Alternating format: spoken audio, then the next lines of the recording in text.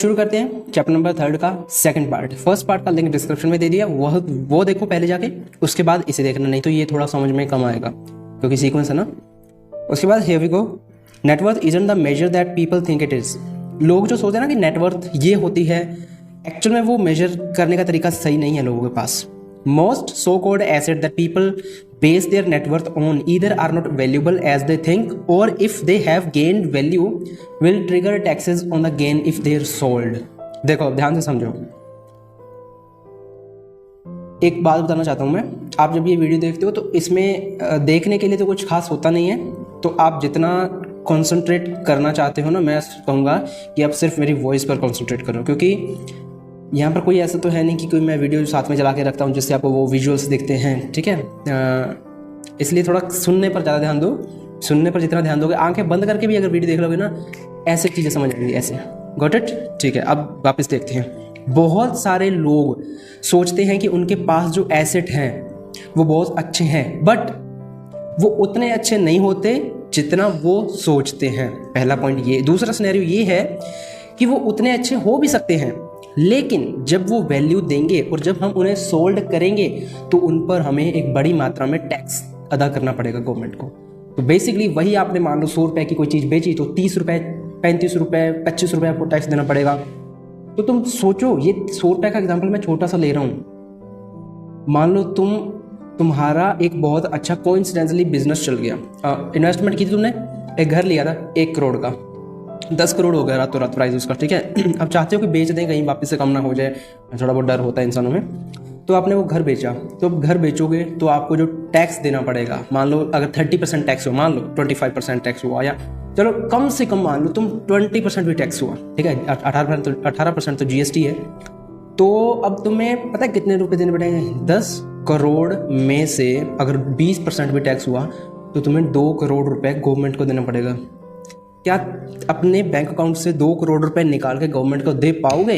है इतना दिख रहा? 100 रुपए में तो आपको नहीं समझ आती चीजें, जब पैसा बढ़ता है ना तब ये परसेंटेज की कीमत पता चलती है। तो अब सोचो कि गवर्नमेंट फ्री का ले रही है 2 करोड़ रुपए। अब ज्यादातर लोग दुबई की तरफ क्यों मूव करते हैं, अपने इंडिया के बिलियनियर्स? क्योंकि वहां पर टैक्सेस नहीं है। आपका 100 करोड़ की भी कोई प्रॉपर्टी बिकी है, 100 करोड़ की भी कोई कंपनी है ना, तो वो 100 करोड़ का 100 करोड़ आपका खुद का है। 1% भी गवर्नमेंट टैक्स नहीं लेती। सिंगापुर इतना छोटा सा है, लेकिन इतनी बड़ी इकोनॉमी कैसे हैंडल करता है? क्योंकि वहाँ पर टैक्सेस रेट बहुत ज़्यादा कम होते हैं। तुम्हें क्यों लगता है कि ये सारे इंडिया के बिलियनर्स मोस्टली बाहर ही मूव कर रहे हैं डे बाय डे? यही रीज़न है। Too many business spend their life.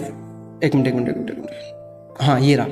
So Robert tell people to start minding their own business, keep your day time job but start buying real asset, not liability or personal effect that have no real value once you get them home.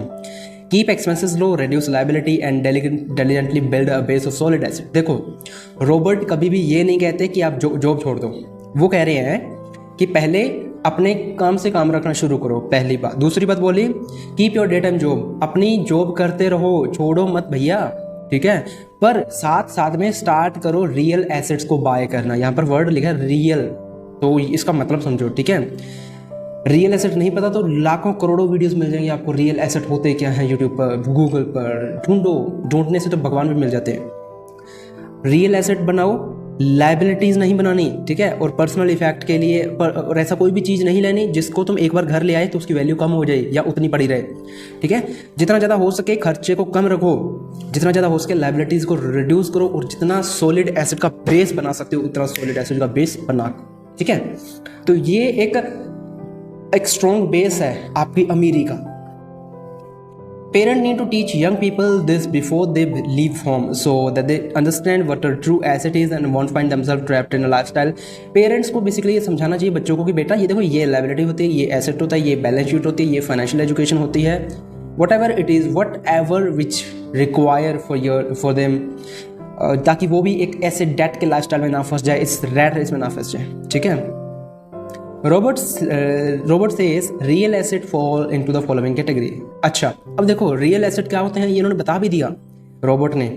सबसे पहला वो चीज, businesses that do not require his presence.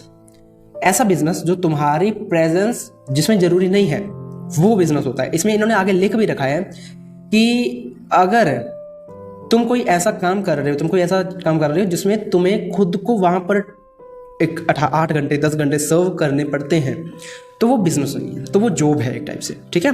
लेकिन business वो होता है जहाँ पर तुम्हारी प्रेजेंस नहीं है, फिर भी तुम वहाँ से इनकम जनरेट कर रहे हो अपने लिए, अपने एक्सपेंसेस के लिए। अब यहाँ पर तुम ये मत बोलना कि इलॉन मस्क तो फैक्ट्री में सोता है, वो इतना काम करता है, तो वो कुछ क्या जॉब कर रहा है। That's a different game all together. क्यों? क्योंकि शुरुआत में ऑफकोर्स मेहनत करनी पड़ती है, आई एग्री, पर वो एक ऐसे स्टेट पर है जहाँ पर वो अगर ऑफिस में नहीं भी जाएगा तो भी काम चलता रहेगा। वो थोड़ा ज़्यादा ही भूखा इंसान है, वो थोड़ा ज़्यादा ही एक वर्ड यूज़ होता है इस भूख के लिए, क्या यूज़ होता है, क्या यूज़ होता है इस वर्ड का नाम, ए से शुरू होता है आई थिंक, अभी मेरे याद नहीं आ रहा, आई एम सॉरी, बाद में बताऊंगा जब याद आ जाएगा, ठीक है। तो ऐसा काम करो जिसमें तुम्हारी प्रेजेंस की जरूरत ना हो, क्योंकि अगर प्रेजेंस की जरूरत हुई फिर तो तुम अपने डे टाइम जॉब को कंप्लीट ही नहीं कर पाओगे, ठीक है। दूसरा है, पहले तो ये बिजनेस होगा ये वाला, दूसरा है स्टॉक्स पता ही होगा क्या होते हैं, नहीं होते तो नहीं पता तो आप गूगल पर सर्च कर लो, ठीक है। बॉन्ड्स तीसरा, उसके बाद इनकम जनरेटिंग रियल एस्टेट यानी कि किसी का घर बाय किया 1 करोड़ में और उसको रेंट पर दे दो, लेकिन इससे पहले कैलकुलेशन कर लेना कि ये मेरा प्रॉफिट में जाएगा, इक्वल जाएगा, लॉस में जाएगा, कैसे, ठीक है।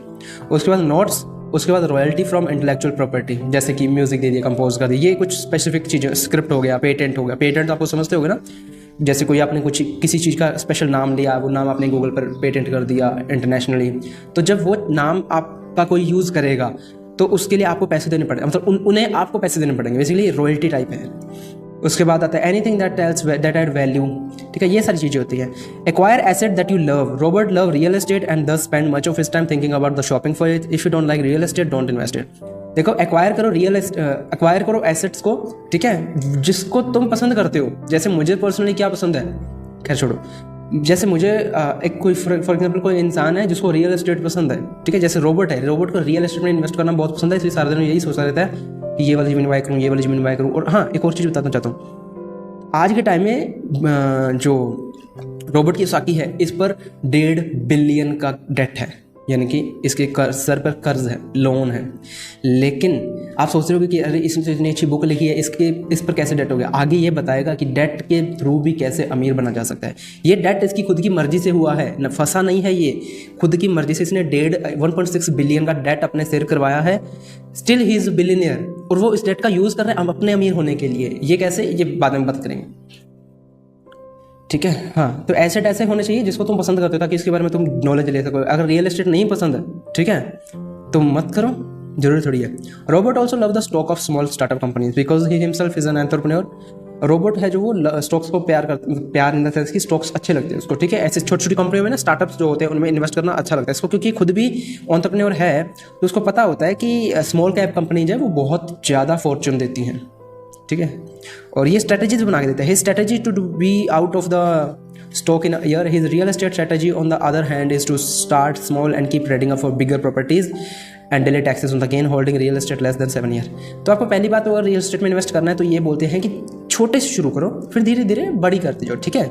और इससे तुम्हारा टैक्स है वो भी डिले होता रहेगा, ठीक है। दूसरी बात कि होल्ड करो रियल एस्टेट को कम से कम 7 साल के लिए, ठीक है, लेस देन 7 ईयर, 7 साल से कम तक उसको होल्ड करके रखो, ठीक है। ऐसा नहीं कि पड़ी है 50 साल हो गए और पता चला कि तुम्हारी, छोड़ो बुरा लग जाएगा तुम्हें, चलो बोल ही देता हूँ। हाँ, पता चला कि तुम किसी कारणवश भगवान को प्यारे हो गए, अब क्या फ़ायदा उसका। इसलिए उन्होंने बोला कि 7 साल के अंदर अंदर उसको चटका दो। तो ये था चैप्टर नंबर 3 का सेकंड पार्ट। आई होप आप इससे कुछ क्लैरिटी आई होगी, और कल करेंगे third part which would be the last part of the 3rd chapter. See you day after tomorrow, bye bye, keep learning.